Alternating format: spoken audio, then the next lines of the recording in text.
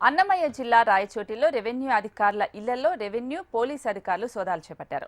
Revenue అధికారులు భారీ స్థాయిలో అవినీతి అక్రమాలకు పాల్పడుతున్నారంటూ అన్నమయ్య జిల్లా కలెక్టర్ శ్రీధర్ చామకూరికి ఫిర్యాదు అందింది. ఫిర్యాదు ఆధారంగా అవినీతి అక్రమాలకు పాల్పడుతున్న రెవెన్యూ అధికారులపై తనిఖీలు చేపట్టారు.